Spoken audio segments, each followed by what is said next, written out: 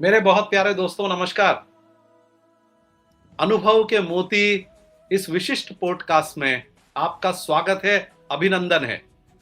अनुभव के मोती जिन्होंने अपने जीवन में त्याग, तपस्या, बलिदान सो जो अनुभव पाया है और जिससे लाखों, हजारों, करोड़ों लोगों को प्रभावित किया है, ऐसे व्यक्तित्व को हम आपसे मिलाते हैं अनुभव के मोती के इस एपिसोड में। दोस्तों, आपने देखा होगा, जाना होगा, सीएफओ यानी चीफ फाइनेंशियल ऑफिसर किसी भी कंपनी की जान होता है। उसकी ऊंचाई हासिल करने में उसका विशेष प्रयास होता है। आज हम आपको ऐसे ही एक सीएफओ से मिलवाने वाले हैं, लेकिन उस सीएफओ से आपको इसलिए नहीं मिलवाने वाले हैं कि उसने फाइनेंस में कमाल किया है। हम इसलिए मिलवाने वाले हैं क्योंकि उसने मानवीय मूल्यों का आधार रखने में, उन बातों को जन जन तक पहुंचाने में कमाल किया है। मैं आप सबके सामने अनुभव के मोती के इस दूसरे एपिसोड में प्रेजेंट कर रहा हूं बहुत ही आदरणीय, कॉर्पोरेट जगत में जिन्हें लोग बहुत इज्जत से देखते हैं और जिन्होंने 40 साल के अपने कॉर्पोरेट अनुभव का कमाल किया है, उनसे आज हम मिलेंगे, गहराई से उनके अंदर जाएंगे और जानने की कोशिश करेंगे कि ये सीएफओ क्यों कमाल के हैं। मैं आपके सामने प्रस्तुत कर रहा हूं बड़ी ही विनम्रता के साथ श्री रजनीश जैन को, जो सीएफओ हैं, प्रेसिडेंट हैं रिलायंस जियो इन्फोकॉम के, और 40 साल के अपने जबरदस्त अनुभव के कारण पूरे कॉर्पोरेट जगत में बहुत नाम जिनका है और जिन्हें जाना जाता है, उनकी विनम्रता के कारण, उनके मूल्यों के कारण भी। और आज हम उन्हीं पे सारी चर्चा करने वाले हैं। रजनीश भाई नमस्ते। आपको धन्यवाद। बहुत बहुत स्वागत अनुभव की मुक्ति के इस एपिसोड में। और आप सचमुच में, आपको लाके हम गौरवान्वित महसूस कर रहे हैं। मेरे व्यूअर्स आप में आपको ज्यादातर जानते ही होंगे, लेकिन फिर भी एक छोटा सा परिचय मैं आपका दे देना चाहता हूँ। रजनीश भाई कोलकाता में अपने बाल्यकाल की अवस्था से उन्होंने जीवन शुरू किया। एक लंबी प्रोफेशनल उनकी जर्नी रही, 40 वर्षों से भी शायद अधिक की है, 40 वर्षों की, रजनीश भाई, राइट? और एक ट्रेनी से हिंदुस्तान के सबसे बड़े कॉर्पोरेट हाउस में आज वो प्रेसिडेंट और सीएफओ का रोल निभा रहे हैं। तो हम जान सकते हैं कि कितना त्याग, बलिदान और क्या क्या उन्होंने हासिल किया होगा। लेकिन रजनीश भाई, मैं आज आपसे, मेरे व्यूअर्स को इसलिए नहीं मुलाकात कर रहा हूं कि आप एक जबरदस्त दिग्गज सीएफओ हैं। मैं आपके उस अनूठे रूप से मेरे व्यूअर्स को आज मिलाने जा रहा हूं जो आपने धमाल किया अभी 2-3 महीने पहले। क्वाइट एक्सीलेंस जो बुक आपने रिलीज की है, और उसमें जो 52 एक-एक, 2-2, 3-3 पेज की स्टोरीज लिखी है, मैंने जब वो पढ़ी रजनीश भाई, कमाल हो गया। तो आज मैं अपने व्यूअर्स से आपको उस पृष्ठभूमि में परिचय कराना चाहूंगा, और जो भी हम चर्चा करेंगे उसके आसपास होगी। मुझे यकीन है कि हमारे व्यूअर्स भी वो ही व्यूज लेकर जाएंगे इस एपिसोड के एंड में जो मैंने आपके लिए मन बनाया है। धन्यवाद अनिल भाई। सबसे पहले तो आपके सारे व्यूअर्स को मेरा नमस्कार। और आपको बताऊं, ये मेरा पहला पॉडकास्ट है जो बिल्कुल अपनी राष्ट्रभाषा, मातृभाषा में है।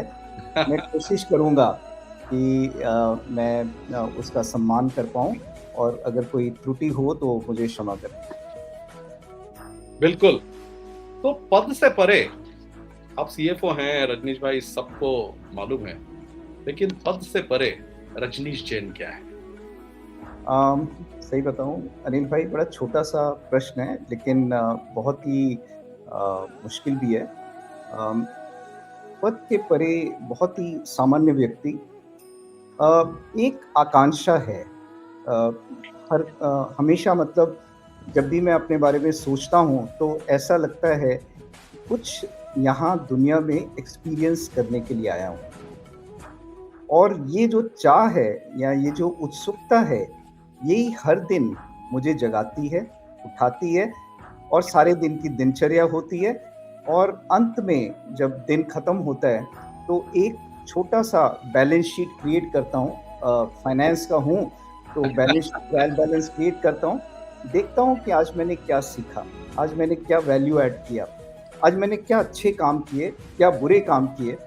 अगर कोई अच्छे काम किए तो प्रसन्नता होती है, अगर कहीं किसी से ठीक से ढंग से बात नहीं की या किसी को डाँट-डपट किया या कुछ भी अगर गलत किया, तो फिर एक मन में चाह होती है कि मुझे उसे करेक्ट करना है। वाओ! और यही एक चाह के साथ सोता हूँ, बड़ी अच्छी नींद आती है, नेक्स्ट डे जाके उसको इम्प्लीमेंट करता हूँ। यही मेरा सोच है और मेरे ख़्याल से अगर आप कहें, तो यही असल में रजनीश जैन है। वाओ!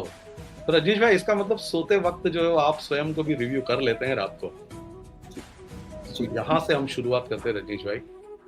ये अगर हर व्यक्ति कर ले, तो संभवतः जो अगली सुबह होगी, वो बेहतर होगी। और हर इंसान जो है, वो अपने आप को और बेहतर-बेहतर कर पाएगा। तो बिल्कुल अनिल भाई। छोटी-सी चीज़ रजनीश भाई, लेकिन जो आपने बताया कि दिन भर का आकलन करना, सही और गलत दोनों, और उसके ऊपर फिर बेहतर करने की कोशिश करके बेड पे जाना, ग्रेट। धन्यवाद। तो कोलकाता से आपकी कहानी शुरू हुई रजनीश भाई। तो कोलकाता से ही हम भी शुरुआत करेंगे। बिल्कुल, बिल्कुल। रजनीश का बचपन और उनकी अपब्रिंगिंग, कोलकाता, क्या यादें हैं आपकी? सबसे पहले तो अनिल भाई बताऊँ, ये शब्द जो कोलकाता आपने लिया, जी, यही जी। मेरे लिए बहुत इमोशनल है। एंड मैं इतना इमोशनली कनेक्टेड हूँ उस सिटी ऑफ जॉय से। हाँ, हाँ। जब भी कलकत्ता की बात 40 साल के बाद भी आती है, मैंने 1987 में कोलकाता छोड़ दिया था, तो आज भी उसके ऊपर मैं घंटों बात कर सकता हूँ। और शायद आपके व्यूअर्स को मैं बताना भी चाहूँगा, मैंने एक बंगाली कविता भी लिखी थी कोलकाता पे, वाओ! काफ़ी प्रसिद्ध हुई और काफ़ी चर्चा में भी रही और वही मेरा जीवन दर्शाती है, बचपन से लेके ऑलमोस्ट जब मैंने एजुकेशन कंप्लीट किया तब तक। एक छोटा-सा आपको किस्सा बताता हूँ अनिल भाई, जी, जी। जो आपके व्यूअर्स के लिए maybe you know it can create some kind of influence on them. आपकी एक-एक बात बहुत इंटरेस्टिंग होने वाली है मेरे व्यूअर्स के लिए। धन्यवाद, धन्यवाद। मैं करीब 10 10th में था, या उससे भी पहले बताऊँ जी। कि मेरी पूरी पढ़ाई इनिशियली हिंदी मीडियम में हुई। मतलब मैं राइट, क्लास 4 तक हिंदी मीडियम में था। तब तक मैं हिंदी के अलावा कुछ नहीं जानता था। बिल्कुल। अंग्रेजी का तो दूर-दूर तक कुछ नहीं, बस अंग्रेजी एज़ ए लैंग्वेज जो पढ़ते थे, वही पढ़ते थे। उसके बाद वो जो आर्य विद्या मंदिर था, वो सिर्फ़ 4 तक ही था। उसके बाद हमें चेंज करना पड़ा, तो और किसी स्कूल में जॉइन किया और maybe you know you can call it as a matter of luck, मुझे सेंट लॉरेंस जो वहाँ का वन ऑफ सबसे the best school, yes. One of the best school है, वहाँ पे एडमिशन मिला। अब वो एडमिशन तो मिल गया, लेकिन उसके बाद जो हुआ वो बहुत अच्छा नहीं था। हुँ, हुँ। वहाँ पूरा माध्यम अंग्रेजी था और मुझे अंग्रेजी आती नहीं थी, बोलनी तो बिल्कुल भी नहीं आती थी। अब कम्युनिकेशन गैप होना शुरू हुआ।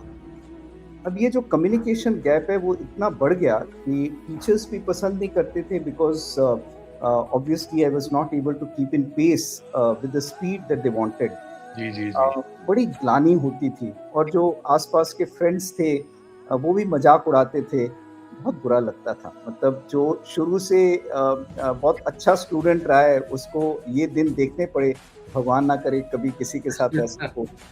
अब देखिए उस ज़माने में रैपिडेक्स इंग्लिश हाँ, स्पीकिंग रैपिडेक्स इंग्लिश कोर्स। नहीं यस। था। नहीं अगर था। वो होता तो मैं ज़रूर वो कोर्स कर लेता।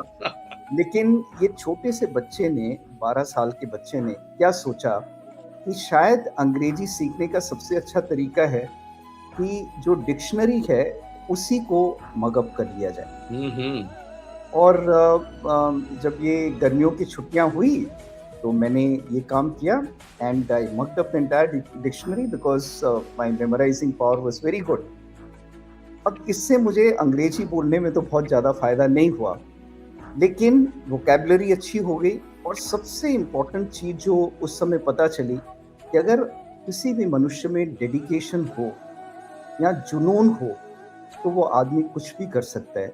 मेरी 52 चैप्टर्स में एक चैप्टर इसके ऊपर भी है और उसका शीर्षक है जुनून। यस, मैं चाहूँगा कि आपके श्रोता ज़रूर उसको पढ़ें। बिल्कुल, बिल्कुल, बिल्कुल। वो तो हनुमान जी जैसी कथा हो गई कि वहाँ गए और संजीवनी बूटी समझ में नहीं आ रही थी। बिल्कुल। लेकिन जज़्बा था कि लेके तो जाना है, तो पूरा पहाड़ वो लेके आ गया है।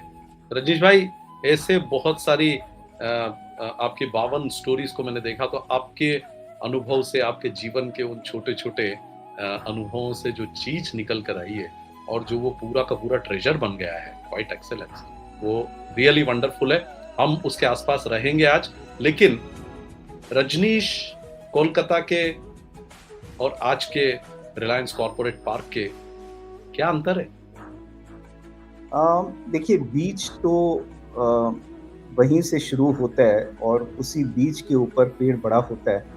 तो जैसे मैंने 2-3 चीज़ें बताई, डेडिकेशन काफ़ी था, डिटर्मिनेशन बहुत ज़्यादा था। कहीं न कहीं हर चीज़ को करने का जुनून था और ये था कि और जितनी कोई भी चीज़ मुश्किल होती थी, वो उतना ही करने में मज़ा आता था। और अनिल भाई ये तो आपने भी देखा होगा जब हम दोनों साथ में काम करते थे, तो इस चीज़ में कोई फ़र्क नहीं आया। लेकिन एक्सपीरियंस के साथ मैच्योरिटी आती है, तो वो नटखटपन नहीं रहता, वो अक्खड़पन शायद नहीं रहता। थोड़ा-सा जो ज़िद्दी बिहेवियर था इनिशियली, वो थोड़ा-थोड़ा करके मेलो डाउन हुआ। ये एक बहुत बड़ा चेंज आया कि समय के साथ मनुष्य में मैच्योरिटी ज़रूर आनी चाहिए। लेकिन काम की ज़िद तो रजनीश भाई मैंने आप में देखी है। मैं भी 20 साल से आपको लगातार देख रहा हूँ और बार-बार जो आप बोलते हैं ना, फलक को ज़िद है जहाँ बिजलियाँ गिराने की, तो हमें भी ज़िद है वहीं आशिया बसाने की। और शायद यही रीज़न रहते हैं कि इतने लंबे पड़ाव तक पहुँच पाते हैं एक लीडर की अंडर में, और वो आपने करके दिखाया। बचपन पे लौटते हैं रजनीश भाई। देखिए, मज़ा जब आता है, एक सीएफओ को मैं देख रहा हूँ, अभी बात कर रहा हूँ और एक बहुत डिफरेंट पृष्ठभूमि पे बात कर रहा हूँ। तो जानने की उत्सुकता रहती है कि क्या चीज़ थी बचपन में विशिष्ट जो आज भी आपको मेमोरी में है और लगता है कि यार वो ही था जिसकी वजह से रजनीश आज यहाँ पे है? हाँ, अनिल भाई अगर आपके श्रोता बंगाली समझ पाते तो मैं ज़रूर उनको वो बंगाली पोएम सुनाता। अब एआई का ज़माना है, वो हाँ, उनको हिंदी में कन्वर्ट करके आप उनको ज़रूर भेजिएगा। यस, बड़ी छोटी-छोटी चीज़ें और उसी पोएम के माध्यम से मैंने लिखी थी कि जैसे देखिए मैं एक संयुक्त परिवार में रहता था। घर में कम से कम 25 सदस्य थे और उन हुँ। 25 सदस्यों के बीच एक ही न्यूज़पेपर आता था, स्टेट्समैन। अच्छा, अभी देखिए कि ये जो बालक है वो क्या सोचता है, वो सोचता है कि न्यूज़पेपर तो मुझे सबसे पहले पढ़ना है और मुझे वो फ्रेश न्यूज़पेपर को पकड़ के पढ़ने की एक लालसा रहती थी। उसके लिए मैंने सुबह 5 बजे उठना शुरू ग्रेट। किया। आदत हो गई लेकिन 5 बजे उठना, वो न्यूज़पेपर को पहले पढ़ने के लिए शुरू किया। अब ये न्यूज़पेपर पढ़ने के बाद एक कुछ आपको किस्से भी बताता हूँ। जैसे ट्राम उस ज़माने में हुआ करती थी। सो मैं हाज़रा में रहता था और हाज़रा से लेके एस्प्लैनेड में ट्रैम में जाना और उसी ट्रैम में बगैर किसी और कार्य के ट्रैम में वापस आ जाना। आस-पास लोगों को देखना, उनका बिहेवियर समझना और देखना कि वो क्या-क्या करते हैं। वो ऑब्ज़र्वेशन जो उस समय शुरू हुई, शायद उसी ऑब्ज़र्वेशन का नतीजा है कि आज मैं वो स्टोरीज़ लिख पाया और यहाँ लोगों तक पहुँचा पाया। बट ये ऑब्ज़र्वेशन उत्सुकता, ये एक बहुत बड़ी चीज़ है। एक और छोटा-सा आपको किस्सा बताता हूँ। जो मैं नहीं चाहूँगा कि आज के बच्चे उसको फ़ॉलो करें, लेकिन उससे खाली सीख लें। मैं करीब 13-14 साल का था, तो किसी बात के ऊपर मैंने कुछ पैसे माँगे अपने पिताश्री से और उन्होंने पैसे देने से मना कर दिया। अब मैं ऑलरेडी कमिट कर चुका था अपने दोस्तों को उनकी वहाँ पे जाना है, वो पैसे नहीं मिले, तो थोड़ा-सा गुस्से वाला भी था, तो वो गुस्सा बहुत ज़्यादा हो गया। मैंने उनसे जिद की।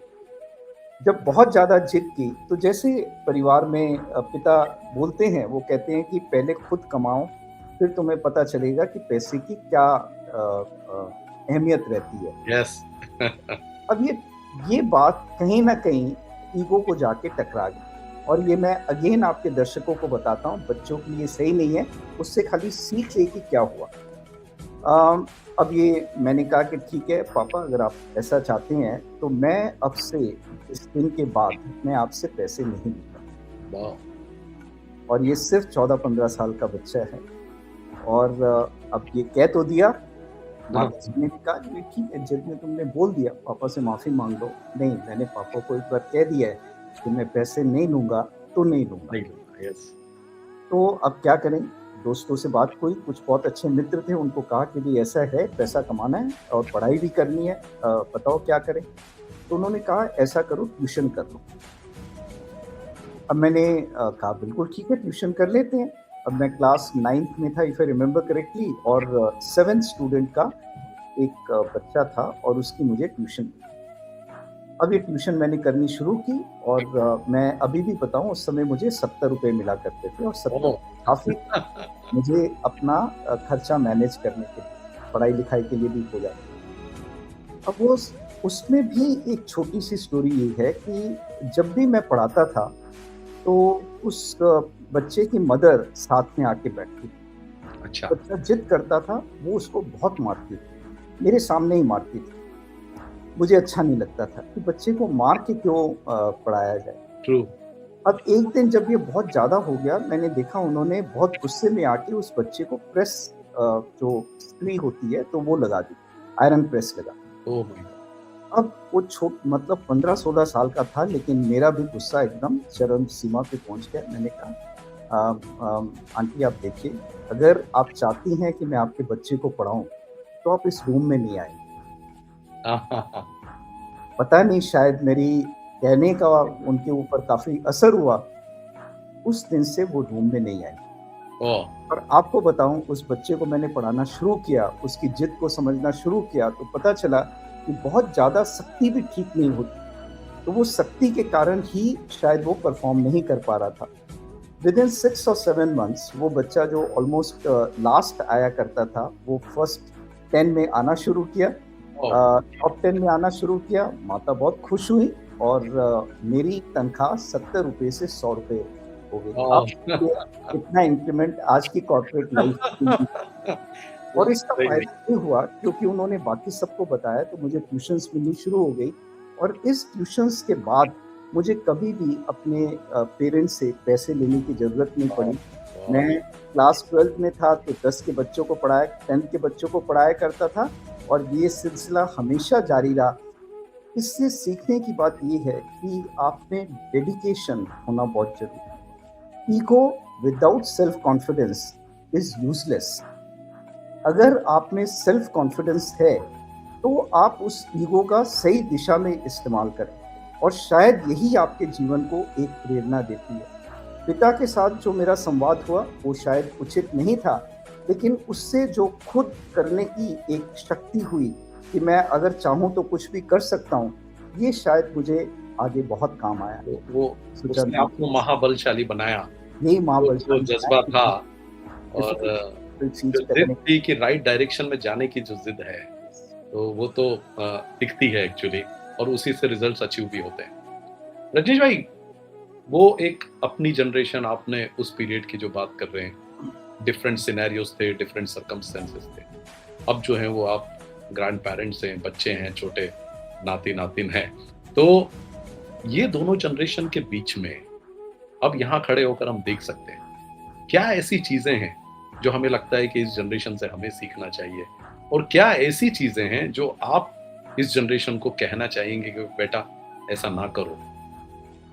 देखिए, सबसे पहली चीज़, अनिल भाई, ये तो आप भी मानेंगे कि आज की जो जनरेशन है, वो नॉलेज के मामले में शायद हमसे 10x है। जो हम उस समय में हुआ करते थे और उसी एज के जो आज बच्चे हैं, वो डेफ़िनिटली 10x है, if not more. So knowledge की पराकाष्ठा है, इसमें कोई संदेह नहीं। जब भी आप में एक नॉलेज आती है, तो कहीं न कहीं अहंकार और ईगो भी आ आता जाता है। है। शायद यही कहीं न कहीं एक एरोगेंस के भाव से बाहर निकलता है। तो मेरा मानना ये है कि जेन ज़ी में बहुत पोटेंशियल है। इनफैक्ट अगर आप इंडिया की डेमोग्राफी देखें, तो यंग और जो 24 या 30 साल के बच्चे हैं, वो सबसे ज़्यादा भारतवर्ष में कार्य करने की क्षमता है, ये तो प्रदर्शित हो ही चुका है। Correct, we are youngest one youngest country. Youngest country with the youngest demography. Correct. अब इसका सही इस्तेमाल कैसे करना है, ये हमारे ऊपर निर्भर करता है। ट्रू। और मैं हमेशा ये मानता हूँ कि ये कहीं न कहीं एक कोसी रिवर अगर आपने देखी हो, हम्म। बहुत तेज बहाव है। उस बहाव में लोग बह जाते हैं, करेक्ट। लेकिन अगर उसके ऊपर बाँध बना दिया जाए, तो it can generate electricity. Yes yes yes. ये मैं मानता हूँ कि इसमें इतना पोटेंशियल है और अगर इनको दिशा दी जाए, तो ये कुछ भी कर सकते हैं और इन बच्चों ने करके दिखाया है। शायद हमें इसके ऊपर काम करने की बहुत आवश्यकता है और जो हमारी जनरेशन है, मेरे ख्याल से उसकी रिस्पॉन्सिबिलिटी है कि हम उनकी इच्छाओं को समझें, उनकी आकांक्षाओं को समझें और वो जो करना चाहते हैं, उसको समझें और उन्हीं के अनुसार लाठी से नहीं, उनको समझा के किया जाए। मैं बताता हूँ कि जैसे मेरी बेटी है जो एक जेन ज़ी उसमें आती है, बल्कि जेन ज़ी के भी पहले, तो उनसे बहुत बार जब वार्तालाप करना पड़ता है, जब वो किसी डिस्कशन में आके अटक जाती है, यस। तो कहीं न कहीं मुझे लगता है कि अगर थोड़ा-सा बात बढ़ जाएगी, तो आर्गुमेंट ऐसा ना हो कि जो बेटी और फादर पिता। के बीच में यस। होता है, तो मैं कभी-कभी वो कम्युनिकेशन व्हाट्सएप के थ्रू करता हूँ। हम्म। बिकॉज़ ये कम्युनिकेशन का एक ऐसा मुद्दा है और ऐसा मीडियम है, आपने अपनी बात कह ली, अब उसके सामने पापा नहीं है कि वो रिएक्ट कर पाए, तो वो पूरी बात को पढ़ेगी करेक्ट। और समझेगी और रिएक्ट करेगी तो अपने आप से करेगी, आपके ऊपर नहीं कर पाएगी। हाँ हाँ हाँ। और सिमिलरली वाइस वर्सा, वो भी जब आपको कहेगी तो आप ईगो के साथ नहीं लेंगे, आप उसकी बात को पढ़ेंगे और समझेंगे और ये कम्युनिकेशन कंप्लीट हो जाता है। यस। मेरे ख्याल से ये जो कम्युनिकेशन का मीडियम है, हमें ज़रूर इस्तेमाल करना चाहिए बिकॉज़ मेरी पूरी बात कही जाए, उसकी बात मेरे तक पहुँचे और उसके बेसिस पे जो भी डिसीज़न हो, वो डिसीज़न हो, ऐसा मेरा मानना है। बिल्कुल सही है रजनीश भाई, जिस तरह से अभी देख रहे हैं जेन ज़ीज़ बेसिकली एक एनर्जी का सागर, और उनके साथ में संवाद, उनके साथ में एक अंडरस्टैंडिंग, उनको अपनी बात कहने का एक तरीका, यदि ये दोनों कॉम्बिनेशन बढ़िया से हो जाए, तो हम लोग जो हैं वो एक बहुत बड़ी शक्ति बन सकते हैं। बिल्कुल। और अनिल भाई, मैं एक चीज़ आपको और भी बताना चाहूँगा कि हम दोनों जैन हैं। हमारे जैन धर्म में एक बात कही गई है कि निमित्त। यस। अब ये निमित्त कौन होता है कि जस्ट बिकॉज़ हमने अपने बच्चों को जन्म दिया है, we can not control them. उनके ऊपर हमारी कहीं न कहीं अधिकार नहीं आ जाता। नहीं आ जाता है। हम उनके सिर्फ निमित्त होने चाहिए, हम उनके सिर्फ गाइड होने चाहिए। अगर इस दिशा में हम सोचते हैं और इस तरीके से सोचते हैं, तो शायद हमारा व्यवहार अपने बच्चों के साथ एक फ्रेंडली होगा और हम उनको गाइड करेंगे। अदरवाइज़ ये उनकी लाइफ है, वो डिसाइड करेंगे कि उनको कैसे जिए। कितनी बढ़िया बात है। एक फादर के रूप में ये जो आप चर्चा कर रहे हैं, ये निश्चित रूप से बहुत सारे बच्चों की आकांक्षा भी होती है। रजनीश एक स्टूडेंट कैसे थे? स्टूडेंट देखिए, मैं कहूँगा कि बहुत एक्स्ट्राऑर्डिनरी तो नहीं था, एवरेज स्टूडेंट था, बट कुछ विषय मुझे बहुत अच्छे लगते थे। History, geography was my favourite, literature was my favourite, और धीरे-धीरे करके बाकी सारे सब्जेक्ट्स में भी रुचि हुई। लेकिन अगर आप कहें कि बहुत कोई एक्स्ट्राऑर्डिनरी स्टूडेंट था, तो the answer was no, it was not. हाँ, लेकिन आपको लगता है कि जो नॉलेज आपने स्कूल, कॉलेज वगैरह में जो गेन किया है, so that was what you gained is a knowledge, or what you gained is basically a personality what you built? बहुत बहुत अच्छा प्रश्न है और मैं यहाँ आपको एक वो भी बताना चाहूँगा कि नॉलेज और विज़डम में फ़र्क होता है। नॉलेज आप एक्वायर करते हैं, विज़डम जब आप उसको मंथन करते हैं, तो वो उससे निकलती है। करेक्ट। हमने बहुत सारे सब्जेक्ट पढ़े, लेकिन क्या वो सब्जेक्ट सिर्फ क्लास में फर्स्ट आने के लिए पढ़े या 99.9 रेकरिंग परसेंट मार्क्स पढ़ने के लिए किए, या कहीं न कहीं आपको उसको जीवन में उतारना था, इसके लिए आपने किए? मैं लैटर में बिलीव करता हूँ कि आप जो भी करें, कहीं न कहीं आप देखिए कि उससे आपका वैल्यू एडिशन हो रहा है कि नहीं हो रहा। और यही रीज़न था कि बहुत सारी चीज़ें मैं नहीं पढ़ता था, क्योंकि अगर मुझे लगता था कि वो मुझे वैल्यू ऐड नहीं कर रही, तो मैं उनको नहीं पढ़ता था। नेगेटिव चीज़ों को नेगेटिव चीज़ों से बिल्कुल दूर रहता था। और यही रीज़न है कि कहीं न कहीं आपने उस नॉलेज को एक्वायर किया, उस नॉलेज को इम्प्लीमेंट किया अपनी रियल लाइफ़ में और अल्टीमेटली धीरे-धीरे करके वो विज़डम में कन्वर्ट हो जाता ग्रेट। सो रजनीश भाई, एनी पर्टिकुलर किस्सा कहानी आपको बचपन का, कोई टीचर या मेंटर या आपको वहाँ सपोर्ट करने वाले, उनमें उनके साथ कोई इंटरेस्टिंग किस्सा हम जानना चाहेंगे। है। मेरे ख्याल से देखिए, किस्से तो बहुत रहे और आपने एक किस्सा सुना ही, जहाँ पे जो मेरे अंग्रेजी के टीचर थे, जस्ट बिकॉज़ मैं अंग्रेजी नहीं बोल पाता था तो वो मुझे क्या कुछ नहीं सुनाते थे। हिंदी टीचर का मैं बड़ा फ़ेवरेट था बिकॉज़ हिंदी मीडियम स्कूल से आया था तो अ, मुझे याद है सिंह साहब थे, तो सिंह साहब हमेशा तारीफ़ किया करते थे, तो पॉज़िटिव और नेगेटिव दोनों बराबर हो जाता था। लेकिन मेरे ख्याल आई आई थिंक सबसे एक किस्सा जो मुझे याद है, अ, आर्य विद्या मंदिर में पढ़ा करते थे और वहाँ पे हवन होता था हवन, ओके। और लोग बच्चे थे तो हवन में धुआँ आ रहा है और ये हो रहा है, ऐसा सोचते थे। करेक्ट। मुझे वो बड़ा अच्छा लगता था। कहीं न कहीं जब वो श्लोक उच्चारण किया करते थे, तो वो श्लोक मेरे कानों में गूंजते थे और एक बड़ी मधुर ध्वनि निकलती थी। मैं कभी समझ नहीं पाया कि मुझे ये हवन क्यों पसंद है। हाँ, हाँ। लेकिन जब मैंने एजुकेशन कंप्लीट करके मेरी पहली जॉब लगी हरिद्वार में। अब आप सोचिए कि अब इसका क्या कनेक्शन है। हाँ, हाँ। मैं पहुंच गया अपनी पहली जॉब बीएचईएल में हरिद्वार में। अभी हरिद्वार में आपको पता है कि बहुत ज़्यादा कुछ करने को था नहीं, तो जब भी हम लोग हरिद्वार जाया करते थे, हर की पौड़ी के पास बैठते थे, मुझे बड़ा अच्छा लगता था गंगा जी के पास बैठना। और वहाँ पे एक मथुरा गली थी जहाँ पे गीता प्रकाशन की पुस्तकें मिला करती थी। गीता के ऊपर, यस, यस। पुराण के ऊपर, उपनिषद के ऊपर और वैसे साथ में मिलते थे। अब ये जब मैंने पढ़ने शुरू किए और कैसेट सुनने शुरू किए, तो बचपन में हवन में जो मुझे उच्चारण क्यों पसंद था, वो बाद में पता चला कि शायद वो मुझे कहीं न कहीं इस दिशा में लेके जाना चाहते हैं। और मुझे अगेन लगता है कि जब भी आपकी दिनचर्या में कुछ ऐसा होता है जो नहीं होना चाहिए, वो एक प्रमाणित मतलब किसी दिशा में काम करने के लिए होता है। आपको उसको उसके बहाव में जाना चाहिए, बाद में आपको पता चलेगा कि इस चीज़ की क्या मतलब है। हाँ, आप उसके पीछे मकसद क्या है और वहाँ आप क्यों ले जाए जा रहे हैं।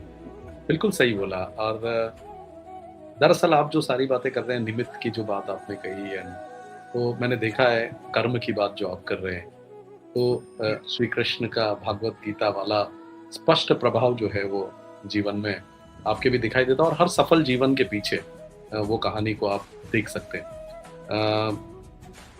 जनरेशन हमारी जो बदली है, जेन जी का अभी आपने जो मुझे बोला है, सीखने की जो एक बात कही गई है, मैंने आपकी पुस्तक में भी पढ़ा है, आप बहुत फोकस करते हैं अपनी टीम को बिल्ड करने के लिए, खास करके जो न्यू एंट्रेंट है, आपने कुछ चैप्टर्स भी उनके बारे में भी लिखे हैं। तो आपका क्या मानना है टीम सक्सेस के अंदर में ये जो जेन जी है, इसका क्या रोल होता है?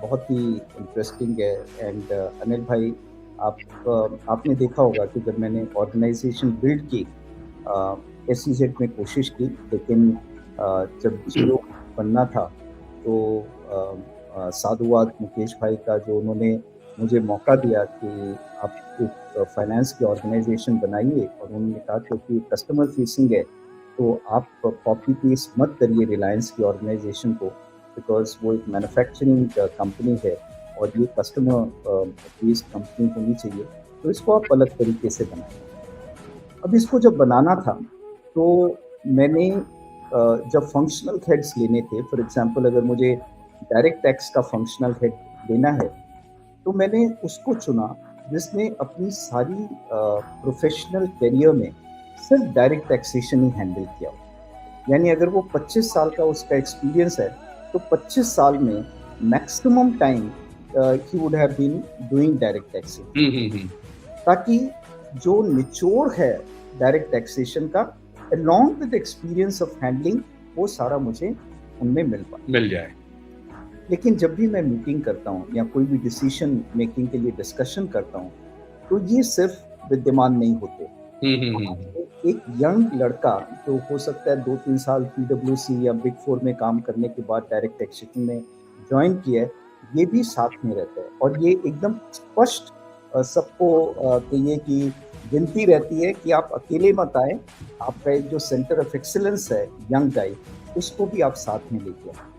अब ये दोनों को मैं मौका देता हूँ बोलने का, लेकिन ज़रूरी नहीं कि मैं हमेशा जो मेरे फंक्शनल हेड है मैं उन्हीं की बात मानूँ।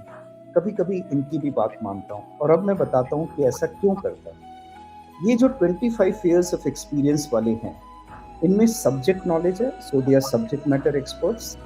इन्होंने बहुत सारे इश्यूज़ हैंडल किए हैं बिकॉज़ वो केसेस हुए हैं और उन केस को जैसे हैंडल किया गया है, ये उसी तरीके से सोचते हैं। यानी इनके पास वो नॉलेज का भंडार है।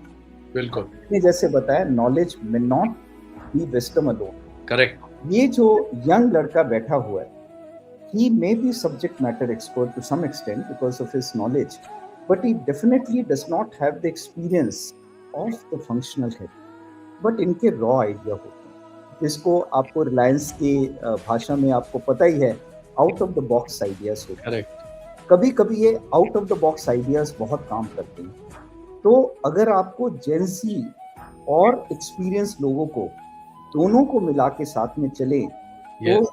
आपकी डिसीजन मेकिंग उतनी ज़्यादा केपेबल हो जाएगी।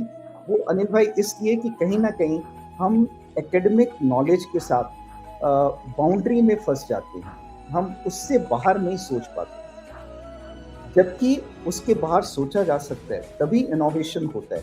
करेक्ट। इनोवेशन तभी होता है जब जो चीज ऑलरेडी हो रही है उसके परे आप सोचते हैं। तो ये जो यंगर जनरेशन है ये आपको बताती है कि उसके परे कैसे सोचते हैं। बिल्कुल बिल्कुल। नहीं, बहुत ही ये बहुत इम्पोर्टेंट पॉइंट है आई थिंक सारे मैनेजर्स और सीएफओ के लिए। और मैं पर्टिकुलरली मैंने देखा कि आप बहुत फोकस करते हैं और इस तरह का मैनेजमेंट से ही प्रोबेबली जो सक्सेस है वो ग्रेटली आती है। रजनीश भाई, मैनेजमेंट ट्रेनी, आपने बोला आपने शुरुआत आपका करियर भेल से किया, हरिद्वार से, और एक ट्रेनी के रूप में हुई वो शुरुआत, और आज सीएफओ। कितना रजनीश बदला है? बदलना तो चाहिए, बदलाव तो जीवन का नियम है और उस नियम के हिसाब से मनुष्य को बदलना ही चाहिए। बट कोशिश ऐसी होनी चाहिए कि जो भी हमें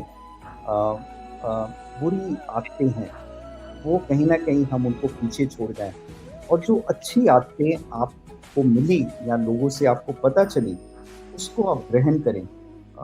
ये एक कहीं ना कहीं मन में आशा जरूर हमेशा से थी। जैसे मैं आपको बताऊं कि मैं बचपन में बहुत जिद्दी था और गुस्से वाला भी बहुत था। हाँ। अब ये दोनों चीज़ें धीरे धीरे करके मैंने देखा कि शायद गुस्सा आदमी को बेकाबू बना देता है और कहीं ना कहीं जब भी आप गुस्से में होते हैं तो आप अपना रिमोट कंट्रोल दूसरे को दे देते हैं। करेक्ट। आपका रिमोट कंट्रोल आपके पास होना चाहिए, किसी दूसरे के पास नहीं होना चाहिए। और जब आप जिद करते हैं तो मंथन छोड़ देते हैं।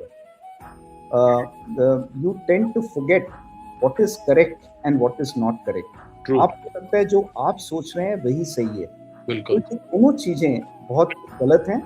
मैंने कोशिश की कि इनको धीरे धीरे करके पीछे छोड़ा जाए।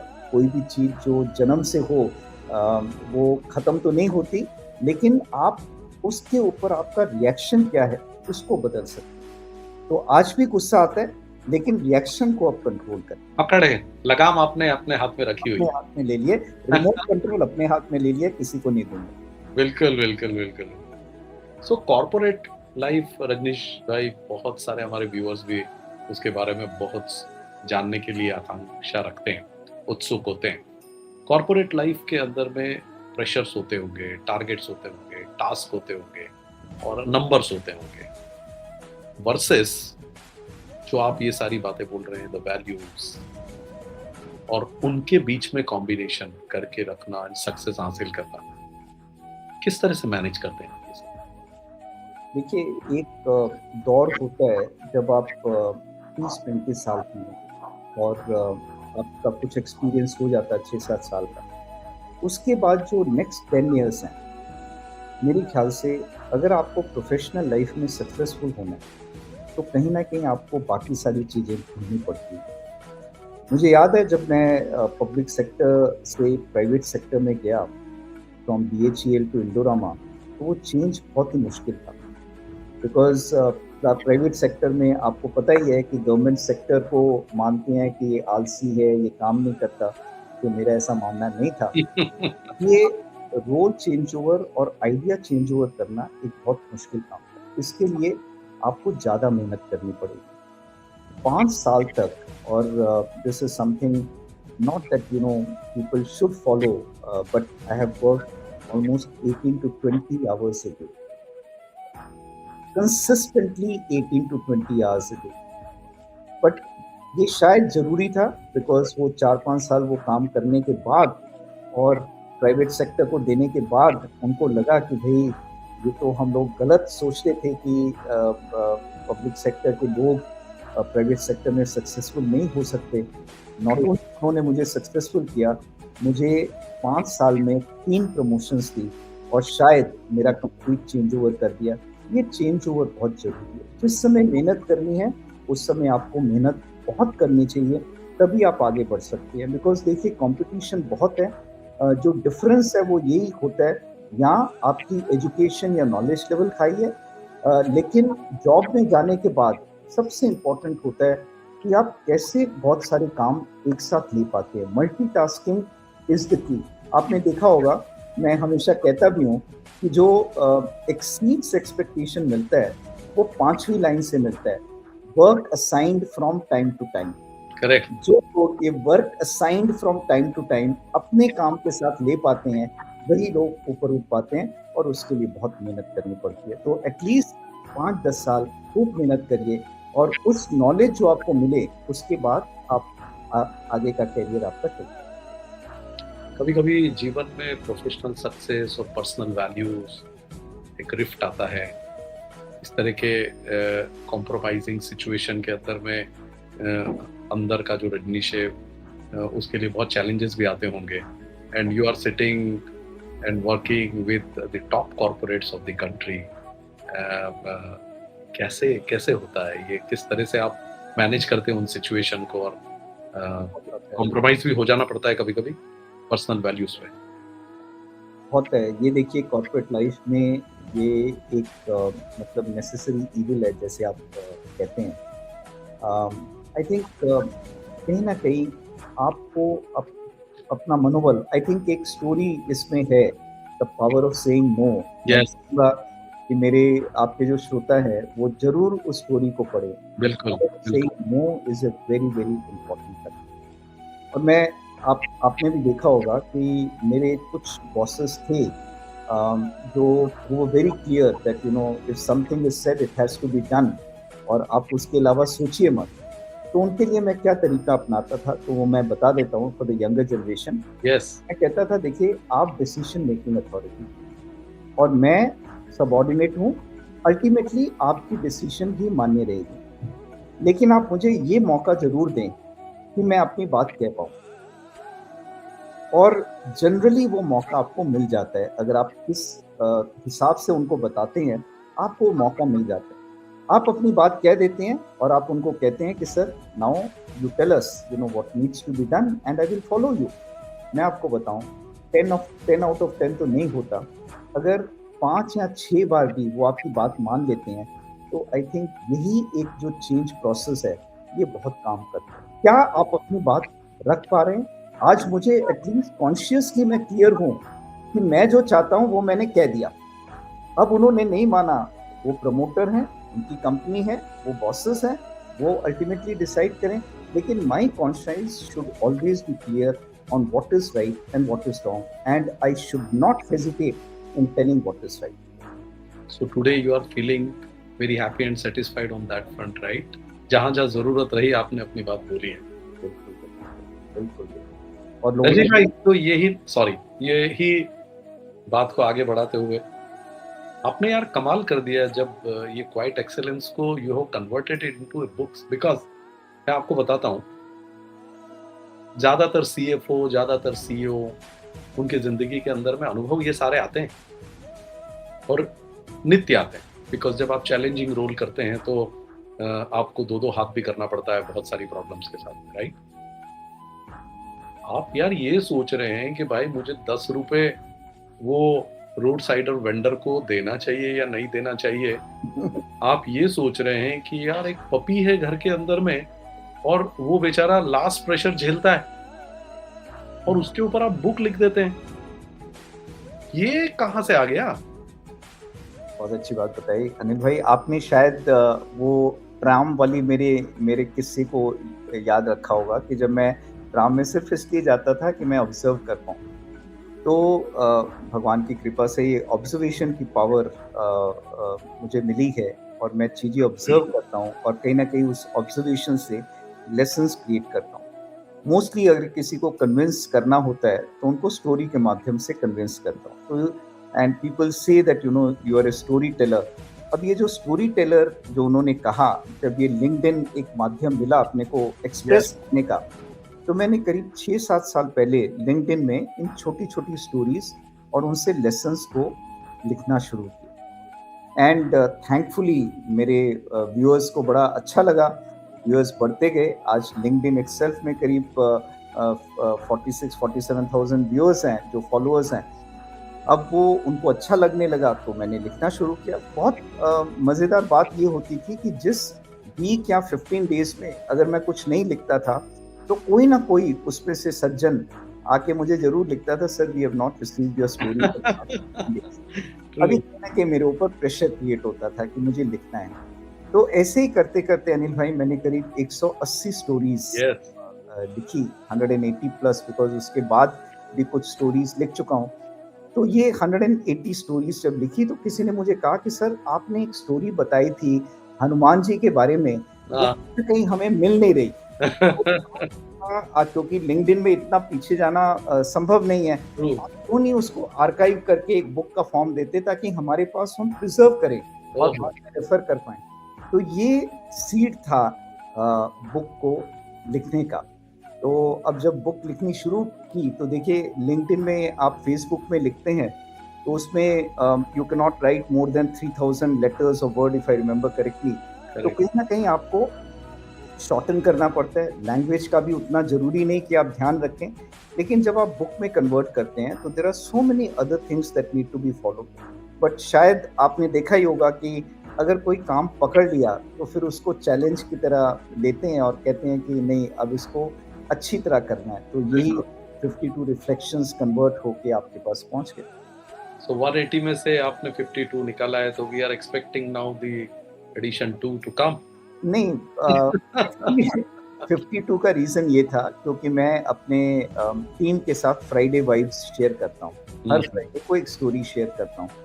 तो साल में 52 सप्ताह होते हैं। बिल्कुल। तो इस तरह से वो 52 तैयार हुए और कोशिश ये भी करनी थी कि कहीं न कहीं उसको बुक में अगर आप कन्वर्ट करना है तो आपने देखा होगा कि अलग-अलग चैप्टर्स हैं। कोई ग्रैटिट्यूड पे चैप्टर है, कोई स्माइल पे चैप्टर है, कोई वर्क लाइफ पे चैप्टर है। तो उस हिसाब से उसको एसिमुलेशन किया गया। जहाँ तक नेक्स्ट उसके पार्ट 2 का सवाल है, ये तो लीडर्स ही तय करेंगे। के ऊपर एक मापदंड रखा है, आपको बताऊँगा नहीं। वो बिल्कुल। मापदंड बहुत बड़ा है। हाँ। शायद वो पार नहीं हुआ तो मुझे लिखने की आवश्यकता नहीं पड़ेगी। अगर वो मापदंड पार हुआ तो ज़रूर। लेकिन आपने इंटरेस्टिंगली क्वाइट एक्सेलेंस से ऐसे रीडर्स पैदा कर दिए जो जनरली पढ़ने से भागते थे। यू नो, आपके सारे चैप्टर्स आइदर 1 पेज, 2 पेज और max 3 page, and then last में जो उसकी समरी आपने की है उनको पढ़ के मैं आपको बताना चाहूंगा कि बहुत सारे ऑफिसेस के अंदर में ये स्टोरी टेलिंग शुरू हो गई है। Quite excellence has become a base जहाँ पे, क्योंकि 5 मिनट्स में अगर कोई बात किसी को कहनी है और वो बड़ा मैसेज जाना है, तो आई थिंक इससे बेहतर और क्या हो सकता है। So quite excellence is just a book writing for you, or it is really a reflection of Rajneesh life? Anil भाई, आपको बताऊं, जब ये फिर बात ऐसा सोच में आया कि इसको बुक के फॉर्म में कन्वर्ट करना है, तो कहीं ना कहीं आपने देखा होगा कि जब भी मैं कोई काम करता था तो अपना एक टारगेट सेटिंग करता था कि वो की डिलीवरेबल्स क्या होने चाहिए। तो अब ये बड़े इंटरेस्टिंग की डिलीवरेबल्स थे। अब वो पहले डिलीवरेबल बनाता हूँ, फिर सोचता हूँ कि उसको एग्जीक्यूट कैसे करें। तो पहला डिलीवरेबल ये बनाया कि कुछ भी लिखो वो ऐसा होना चाहिए जो एकदम सिंपल भाषा में हो, यस। जो लिटरेरी अगर पंडित हैं शशि थरूर जैसे वो भी पढ़ पाए, और कोई 10 या 11 साल की बच्ची है वो भी पढ़ पाए, एक ग्रैंड माँ को भी उतना ही उसमें इंटरेस्ट आए Correct. जितना 10 या 11 साल की बच्ची को है। पहली चीज तो उसके लिए वो स्टोरी शॉर्ट होनी चाहिए। लोगों के पास समय की कमी है।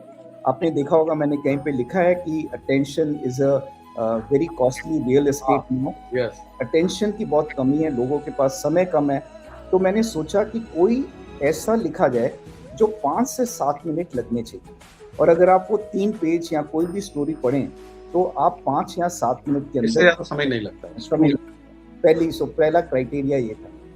अब दूसरा क्राइटेरिया ये रखा कि नॉर्मली हम जब बुक पढ़ते हैं तो शुरू से लेके एंड तक पढ़ते हैं। तो मेरा थॉट था कि आदमी कहीं भी बीच में से पढ़े, एक स्टोरी उठा ले, और वो स्टोरी से कहीं पीछे का भी मिस नहीं हो, आगे का भी मिस नहीं हो। हर स्टोरी इंडिपेंडेंट है। यस। इंडिपेंडेंट होनी चाहिए। They are only bound by a set of emotions like gratitude etcetera etcetera. तो ये दूसरा क्राइटेरिया रखा। तीसरा क्राइटेरिया ये रखा कि स्टोरी पढ़ने के बाद खाली स्टोरी पढ़ने तक नहीं रहे, वो सोचें कि शायद ये तो मेरे साथ भी हुआ था, मैंने भी बहुत अच्छा काम किया था, मैंने किया था। तो वो कहीं ना कहीं they should also think about their life. That was the aim that I carry. Fourth was that उसके बाद अब स्टोरी खाली वहाँ खत्म नहीं होनी चाहिए, उसके बाद वो कुछ करें। तो आपने देखा होगा कि मैंने कहा कि आज आप अपने गुस्से पे कंट्रोल करें। तो there was also a task. हालांकि मतलब वो मास्टर जैसा टास्क नहीं था, वो अपने आप को आपको इंड्यूस करता है, चलो ये स्टोरी पढ़ने के बाद आज कोशिश करते हैं गुस्सा नहीं करें। जैसे ही उसने सोचा, तो आप सोचिए कि मेरा जो लिखने का पर्पस इज सर्व्ड था वो सर्व हो गया। और last but not the least, it was that people should actually keep with themselves. मतलब वो कहीं ना कहीं उनका एक रेफरेंस मैनुअल बने। आपने देखा होगा कि पुराने जमाने में मॉरल साइंस करके एक सब्जेक्ट होता था मॉरल साइंस। अब वो मॉरल साइंस नैतिक शास्त्र बोलते थे। करेक्ट, बिल्कुल। और आज के जमाने में इसी मॉरल साइंस की बहुत आवश्यकता है। तो मैं भी बड़ा हुआ पंचतंत्र पढ़ के, और वो पंचतंत्र एनिमल फेबल्स थे। मैंने कहा कोई ऐसे नए फेबल्स क्रिएट किए जाएं जो हम सोचें कि जैसे ही बात हो कि आज सब्जी वाले के पास बार्गेन नहीं करना है, तो वो बेल जूस वाली स्टोरी उनको याद आए और वो बार्गेन नहीं करे। तो ये कहीं ना कहीं ये थॉट प्रोसेस था जिससे ये पूरी किताब लिखी गई। और जबरदस्त, जबरदस्त। इस तरह की छोटी छोटी चीजें जो हमारे जीवन में इतना बड़ा रोल प्ले करती है, उन पे आपका इतना ध्यान, और उसके बाद में वो ऑब्जर्वेशंस को बुक्स में उतारना, और इतना प्यारे तरीके से उसको उतारना, वो गजब है। तो आपको बहुत बधाई उसके लिए। इस मोमेंट पे रजनीश भाई, कुछ आपकी बुक के ही कुछ कोट्स अगर हो जाएं तो मजा आ जाए। बिल्कुल बिल्कुल बिल्कुल। I think we bargain because we can. बड़ा छोटा सा सेंटेंस है, we bargain because we can. यानी इसका कॉरोलरी क्या है?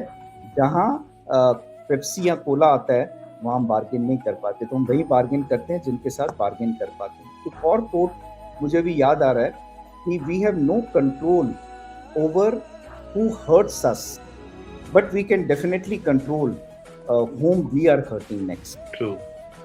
तो आई थिंक ये बड़ी छोटी सी चीज है, बट बहुत मायने रखती है। मैंने ये भी कहा कि हमेशा, अब ये आर्टिफिशियल इंटेलिजेंस का जमाना है, हम खुद आर्टिफिशियल इंटेलिजेंस को प्रमोट कर रहे हैं। तो आर्टिफिशियल इंटेलिजेंस एफिशिएंसी प्रमोट करता है, लेकिन मैंने एक नया शब्द रखा, I, inner intelligence. Inner intelligence peace को प्रमोट करता है। ट्रू। एफिशिएंसी जरूरी है, बट इनर पीस उससे भी ज्यादा जरूरी है। और आपने देखा होगा कि जहाँ मैंने 5 गुरुज की बात की कि हमारे कौन से 5 गुरु हैं, तो उसमें मैंने जो लास्ट गुरु रखा वो इनर इंटेलिजेंस को रखा या सेल्फ कॉन्शियसनेस को रखा। और यस, मैंने ये भी लिखा कि ये जो पहले के 5 गुरु थे, ये हमें तैयार कर रहे थे इस गुरु के पास पहुँचने में। पहुँचने के लिए। इस गुरु के पास पहुँच जाते हैं तो सब कुछ हो जाता है। सो गुरुदेव ने भी, श्री श्री ने भी आपकी बुक के बारे में जो कोट दिया है वो बहुत जबरदस्त है कि भाई आप केवल इंटेलिजेंस पे मत जाइए, विजडम पे जाइए और इनर विजडम पे जाइए। सो आई थिंक रजनीश भाई, मैंने इसलिए इस पॉडकास्ट के बिगनिंग में ही बहुत उत्साहित होकर नहीं बोला था, लेकिन दिल से बोला था कि प्रोबेबली ये बुक जो है वो हमारे सिलेबस में होनी चाहिए। वो जो आप मोरल साइंस बोल रहे हैं हमारे बच्चों को पढ़ना चाहिए। और भी बहुत सारे, आई एम श्योर अभी आपने 52 रिफ्लेक्शंस आए हैं, आपके 180 रिफ्लेक्शंस को अगर हम टच अपॉन करेंगे तो ये छोटी छोटी चीज़ें जो है वो पूरा पूरा हमारा भाव बदल सकती है। और भाई, क्योंकि आपने गुरुदेव का जिक्र किया तो जी जी मैं आपके श्रोताओं को के माध्यम से बताना चाहता हूँ कि मैं अपने आप को बहुत ब्लेस्ड फील करता हूँ। सबसे पहले कि गुरुदेव से ये संवाद मिलना जो उन्होंने खुद लिखा, और इसके पीछे भी एक छोटी सी कहानी है जो मैं आपके नहीं, जरूर सुनना चाहेंगे और जानना चाहेंगे, बिल्कुल। कि जब ये बुक लिखी जा रही थी तो आपने देखा ही था कि मैं थोड़ा सा स्पिरिचुअली इंक्लाइंड हूँ। तो मन में कहीं एक भाव था कि आप जितना भी अच्छा काम करें, बिकॉज आप, अगेन श्री कृष्ण ने गीता में कहा है, आप कर्म करिए, फल किसी दूसरे के हाथ में। ट्रू। और मेरा ये मानना है कि जब तक गुरुओं की ब्लेसिंग्स नहीं हो तो वो फल आपको नहीं मिलता। ये मन में कहीं ना कहीं था। अब वो फल कैसे मिले, तो मैं कुछ सेक्रेटरीज को, श्री श्री रविशंकर जी गुरुदेव के सेक्रेटरीज को जानता था, तो मैंने उनको ड्राफ्ट भेजा और मैंने कहा कि देखिए, मैं ज़बरदस्ती, मुझे कोई फॉरवर्ड नहीं चाहिए। आप अगर कन्विंस्ड हैं कि ये बुक सही है और जो वो कहते हैं लोगों को जिस दिशा में लेके जाते हैं कहीं ना कहीं उसका एक बिंदु मात्र है, तो तभी आप गुरुदेव को पिच करें। उन्होंने किताब पढ़ी, शायद उनको लगा कि वैसी है, उन्होंने गुरुदेव को पिच की, गुरुदेव ने भी स्क्रोल किया, उनको बड़ी अच्छी लगी। तो ये जो मैसेज दिया गया है ये उन्हीं का लिखा हुआ है। बिल्कुल बिल्कुल बिल्कुल। मिस्टर शांतनु थे, मैंने उनको कहा कि आप इनको इसी तरह से छापेंगे, आपका पब्लिशिंग हाउस इसको एक्सेप्ट करता है कि नहीं करता उससे मुझे मतलब नहीं है, लेकिन मेरी बुक जो होगी वो इसी मैसेज के साथ होगी। और शायद ये गुरुदेव और श्री आशा दीदी जो ब्रह्म कुमारी समाज की हैं, ये उन्हीं लोगों का आशीर्वाद है कि आप सब तक ये पुस्तक अच्छी लग रही है। नहीं तो इतनी पुस्तकें आती हैं अनिल भाई, इतनी ब्लेसिंग्स हैं और आपके भाव हैं इतने प्रबल और इतने सरल कि मुझे लगता है कि हर व्यक्ति चाहेगा कि इन भावों तक वो पहुंचे, और इतना सिंपल वे में उन सारे भावों को, जो मुझे लगता है कि पूरा जीवन का रिफ्लेक्शन आपने समेटा है, उनको टच अपॉन करना, उनको महसूस करना, वो अपने आप में सबके लिए एक सदगति जैसी स्थिति हो जाती है। So nice. स्पिरिचुअलिटी की बात आपने की रजनीश भाई, तो अब हम अपने अंतिम चरण की ओर बढ़ रहे हैं। मैं आपसे जानना चाहूंगा, स्पिरिचुअलिटी का सरल अर्थ आपके ज्ञान से, आपके अनुभव से क्या है?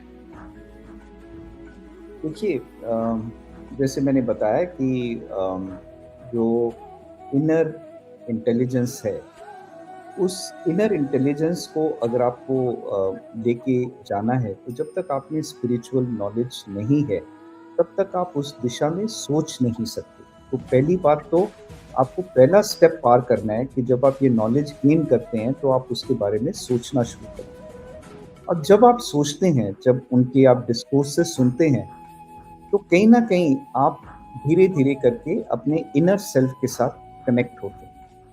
अनिल भाई, क्या होता है कि जब हम ये जीव शरीर लेके आता है तो शरीर में इतना उलझ जाता है कि वो आत्मा कहीं ना कहीं पीछे चली जाती है, वो दृष्टा ही रह जाती है। जब तक आप बाहर से नहीं निकलते, और मतलब जो भौतिकता है या जो मटीरियलिज्म है या जो बाहर संसार में हो रहा है, जब तक आप उसके हट के अंदर नहीं पहुंचते, तब तक आपका आत्मा के साथ मिलन नहीं हो सकता। कनेक्ट नहीं होता है। और ये आत्मा के साथ कनेक्ट करने वाला जो पाथ है, ये स्पिरिचुअलिटी के माध्यम से ही आता है। और मुझे बड़ा अच्छा लगता है कि अभी जैसे मैं देखता हूँ कि बच्चे भजन भी सुन रहे हैं। मैं बहुत बहुत ही I feel very very proud when I see कि लोग शिव तांडव स्तोत्र को पसंद करते हैं। तो ये भाव पैदा हो रहा है, करेक्ट। एक बहुत ही सही दिशा है। और मेरा ख्याल है ये भाव ही हमें inner intelligence, inner path, inner peace and connecting with the inner self के साथ होता है। और जब आप जानते ही हैं कि जब आत्मा का मिलन हो जाता है आपके साथ, करेक्ट। आत्मा आपको मिल जाता है। नहीं, ग्रेट रजनीश भाई, मैं जर्नी मुझे भी आपसे करीब करीब 20-25 सालों से कनेक्ट होने का मौका मिला है, और ये ट्रांसफॉर्मेशन है बेसिकली। अनुभव के साथ में आगे बढ़ते हुए सही समय पे हम इन खोज की तरफ बढ़ रहे हैं जो हमारी आत्मा की खोज है। तो ग्रेट गोइंग, 60 वर्ष की जर्नी की तरफ हम बढ़ गए रजनीश भाई। और देखते देखते लेकिन अंदर से उत्साह, उमंग वही बना है क्योंकि हम प्रभु से कनेक्टेड हैं। और शुरू से वो एक प्रयास आपका भी रहा, मैंने देखा, और ईश्वर की बहुत कृपा है। यार, आप कवि भी हो, मैंने सुना है। तो आज इस मौके पे एक छोटा सा रजनीश कवि भी आना चाहिए, और पर्टिकुलरली आप हमारी आज की इस एग्जिस्टिंग टाइम पे यदि कुछ बोल सकें, बता सके तो बहुत मजा आएगा। बिल्कुल अनिल भाई, क्योंकि आपने 60 साल की बात की, तो अब आपके श्रोताओं को भी बता दूं कि मैं भी वो 6 दशक पार कर चुका हूँ। यस। ये 6 दशक मैंने पार किए। तो हम मन में कुछ था एंड मैं ऐसे ही बैठ के सोच रहा था। और जब भी बाहर मौसम बहुत अच्छा होता है और ग्रीनरी दिखती है, तो भाव अपने आप निकल आते हैं। निकल आते हैं, तो बिल्कुल। भाव क्या निकले, वो मैं कविता के द्वारा आपके श्रोताओं को सुनाना चाहता हूँ। वेलकम। और ये खासकर उनके बिल्कुल। लिए जो 60 को पार कर चुके हैं, उनके लिए भी है जो आगे 60 के होने वाले हैं। कविता का शीर्षक है क्षण भर का जीवन है। चकाचौंध हुई जैसे बिजली गिरी, सफेद वस्त्र में सुंदर आभा लिए, धीरे से बोली, मैं हूं जिंदगी। वाओ। आपने देखिए, अब आप अनुमान करिए कि जैसे कल्पना कैसे होती है कि नॉर्मली श्वेत वस्त्र के साथ अगर कोई आपके पास आ रही है और आपको बोलती है धीरे से, मैं हूं जिंदगी। बहुत बढ़िया। जी भर के जी लिया मुझे, मैं कुछ सकपकाया, थोड़ा घबराया, फिर कहा जीने का समय ही नहीं मिला।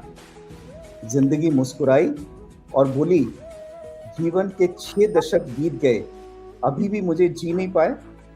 मैं वाह। सोचने लगा, बात तो सही है, ऐसा क्यों नहीं कर पाया। अब आप देखिए, ऐसा क्यों नहीं कर पाया। पहले पढ़ाई का बोझ, कुछ कर बनने की सोच, फिर नौकरी की होड़, घर की जरूरतें, खर्चे ज्यादा आमदनी कम, बच्चों की पढ़ाई, नौकरी में तरक्की, बस इसी दौड़ में क्या बात है। 6 दशक कब बीत गए क्या पता बात। ही नहीं चला। बहुत खूब। जिंदगी हंसते हुए बोली, मूर्ख हो और कूप मंडूक भी, मुझे जीने आए थे और मुझे ही भुला दिया। ओहो। तुमने सोचा कि तुम्हारा सिर्फ आज है, कल का पता नहीं, तुम हो ना हो, शायद आज अभी कूच कर लो, कार दुर्घटना में, बस या रेल दुर्घटना में, या फिर हवाई सफर में, या फिर दिल का दौरा पड़े, कुछ भी हो सकता है। किसे पता, तुम्हारा सिर्फ आज है, कल पता नहीं, तुम हो ना हो। वाओ। अब आप देखिए कि कैसे आगे की बात रखी जाती है। जिम्मेदारी अच्छी बात है, अपनों के लिए फिक्र भी सही है, लेकिन कुछ वक्त, कुछ ध्यान मेरे लिए भी छोड़ते, जिंदगी ऐसा कह रही है।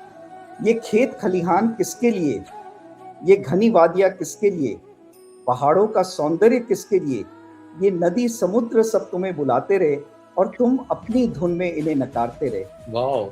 रिश्तों की मिठास, दोस्तों की हर्षोल्लास, बच्चों की खिलखिलाहट, सब तुम्हारे लिए संजोए थे और तुम इन सब को भुला अपने में ही डूबे थे। अभी अंतिम जो पैराग्राफ है वो आप तक रखता हूँ। यस, स्वागत। जिंदगी कहती है, अब भी समय है, जाग जाओ, कुछ समय मेरे साथ बिताओ, जब आखिरी सांसें आएंगी तब मेरी याद आएगी, क्या पर बात। मैं नहीं रहूंगी। जीवन का हुनर सीखो, जी भर जिंदगी जी लो, किसे पता कल तुम। वाह, क्या बात है, रियली धन्यवाद। ग्रेट। मतलब मैं आपके कवि को नहीं देख रहा हूं, मैं देख रहा हूं कि ये भाव कितनी प्रबलता से बह रहे हैं और आप लिख पा रहे हैं ये सारी चीजें जो हम केवल महसूस करते हैं पर समझ नहीं पाते। बहुत खूब। तो रजनीश भाई, परिवार, उस हिस्से को मैं छोड़ नहीं सकता, बिकॉज अगर आज एक सक्सेसफुल रजनीश खड़े हैं, सक्सेसफुल व्यक्ति खड़े हैं, तो उसके पीछे एक बहुत बड़ी टीम दिखाई देती है, एक टीम में नहीं दिखाई देती है, फैमिली। क्या बोलना चाहेंगे आप? अनिल भाई, आपने देखा होगा मेरा 2 चैप्टर मैंने लिखे। Yes. Don't forget your Hanumans. आपकी राम वो काम कभी नहीं कर पाते अगर हनुमान नहीं होते। क्या बात। आपकी ज़िंदगी में बहुत सारे हनुमान होते हैं जो आपके पीछे खड़े रहते हैं, ट्रू। वो दिखते नहीं हैं, दिखते सिर्फ आप हैं। आप चलचित्र भी देखिए कि अल्टीमेटली आपको सिर्फ पात्र दिखता है। आप करेक्ट। खुश होते हैं अमिताभ बच्चन को देख के, आप खुश होते हैं जया भादुड़ी को देख के, लेकिन वो स्टोरी किसने बनाई, वो डायरेक्शन किसने की, उसको एडिटिंग किसने की, उसकी स्क्रीन प्ले किसने लिखा, वो एनवायरनमेंट किसने क्रिएट किया, ये सारी चीज़ें हमें दिखती नहीं है। और आपने तो उनके सारे स्पॉट बॉयज को भी कवर किया है। हाँ, मैंने स्पॉट मैंने मेरा ट्रू। ये मानना है कि परिवार, आपके मित्र, आपके साथी, आपके जूनियर्स, आपके बॉसेस और इनफैक्ट एनवायरनमेंट भी, शायद अगर बाहर हरियाली नहीं होती तो मैं कभी कविता नहीं लिख नहीं पाता। लिख तो पाते। मैं तो ये कहता हूँ कि हरियाली का भी इसमें योगदान है। तो हर चीज का योगदान होता है। जो पीछे रहती है, सबसे इम्पोर्टेंट आपके गुरु हैं, सबसे इम्पोर्टेंट आपकी धर्मपत्नी है, सबसे इम्पोर्टेंट आपके बच्चे हैं। बट ये सारे जो एक माहौल क्रिएट करते हैं, उसी माहौल के कारण आप कर पाते हैं। ट्रू। और कहीं न कहीं उनके अगेंस्ट, उनके लिए ग्रैटिट्यूड हमें कभी भूलना नहीं चाहिए। बिल्कुल हम नहीं। अहंकार में इसलिए आ जाते हैं, हमें लगता है हम सब हैं, लेकिन मैं ये मानता हूँ कि अहंकार और आत्मसम्मान, इन दोनों के बीच में बहुत ही छोटा-सा एक लक्ष्मण रेखा है। कभी उस लक्ष्मण रेखा को पार नहीं करना चाहिए। आत्मसम्मान तक ही रहना चाहिए, अहंकार नहीं बनना चाहिए। बहुत और बढ़िया। सभी लोग आपके साथ हैं, आपका भी बड़ा योगदान रहा है हमारी प्रोफ़ेशनल लाइफ़ में, सो आपको भी साधुवाद। रजनीश भाई, आपकी पूरी टीम को भी इस वक्त हम बधाई देना चाहेंगे, जो जाने हैं, अनजाने हैं। आप यदि आज यहाँ खड़े हैं और इतने लोगों को प्रेरित कर रहे हैं, तो वो तमाम टीम, खास करके आपकी अन्नपूर्णा जी, भाभी जी और दोनों बच्चियाँ, एंड आपने बोला कि आप बड़े परिवार से निकल के आए, तो मुझे मालूम है कि त्याग, बलिदान और समर्पण की शिक्षा तो आपको वहीं मिल गई थी। तो वो ही कैरी ऑन हुई और हमारे सक्सेस के पीछे हमारी इंटेलिजेंस से ज़्यादा हमारे ये वैल्यूज काम करते हैं। इस बात पे भी आपने अपना ठप्पा मारा है और ये जो बुक अभी आई है, ये उस बात का जीता जागता उदाहरण है। हमारे सारे दर्शकों को भी मैं रिक्वेस्ट करूंगा कि जरूर से क्वाइट एक्सेलेंस बुक आप पढ़िए। मैं यहाँ कोई प्रमोट नहीं कर रहा हूँ रजनीश भाई की बुक को, लेकिन स्वयं पढ़ने के बाद में मेरा ये दावा है कि आपको गहन संतोष का आभास होगा वो पुस्तक पढ़ने के बाद में। रजनीश भाई, जिंदगी में कोई नया सपना, उद्देश्य या अगली यात्रा की कोई तैयारी? हम अपने अंतिम पड़ाव पे हैं, तो ये मेरा प्रश्न अंतिम आपसे, इस पे आप कुछ कहना चाहेंगे? बिल्कुल अनिल भाई, मैंने आपको जैसे बताया, मैं ज़िंदगी सिर्फ़ 24 घंटे तक की जीता हूँ और बाकी आगे के समय को बोनस मानता हूँ, क्योंकि बोनस का आनंद एक अलग ही होता है। मैं ये चाहता हूँ कि वो उत्सुकता, वो नटखट मन के कुछ करना है या कुछ नया सीखना है, ये चाह हमेशा बनी रहे। और यस। मैं आपके दर्शकों के लिए कि खुद ही को कर बुलंद इतना कि हर तकदीर के पहले खुदा बंदे से खुद पूछे, बता तेरी रज़ा क्या है? ये थॉट प्रोसेस आपके अच्छा। दिमाग में हमेशा चलना चाहिए। तो खुदा बिल्कुल आपके साथ रहेंगे और जो भाव आपने क्रिएट करे, हमारे यहाँ पे सारे अपने शास्त्रों में और उसमें भी यही बोला गया है कि प्रभु को आत्मसात करना है। हम अल्टीमेटली ब्रह्म के ही स्वरूप हैं तो इन लाइन के साथ मैं यहाँ कंक्लूड करूंगा आपके सारे भावों को ये आदरांजलि देते हुए कि जब मैं था तब हरि नाही, अब हरि है मैं नाही, प्रेम गली अति सांकरी कि जामे दो न समाए। बहुत तो रजनीश भाई आपकी ये यात्रा हरि की तरफ चल रही है और ये बुक्स हैं, ये थॉट्स हैं, ये प्रोसेस हैं। और मजे की बात ये है कि गृहस्थाश्रम में रहते हुए भी आप न केवल दुनिया की अपनी जिम्मेदारियों को बहुत खूबी से निभा रहे हैं, बल्कि आप उस स्पिरिचुअलिटी को, उस इनर पीस को भी उतने ही गहन से अपना रहे हैं। बहुत बहुत शुभकामनाएं and thank you very much, आपने इतना समय आज हमें दिया और मेरे दर्शकों को भी निश्चित रूप से आपके अंदर गहराई से जाने का यह अवसर मिला होगा और बहुत कुछ सीख कर हम मोती चून के बाहर आए। Thank you very much once again, great and बहुत सारी शुभकामनाएं।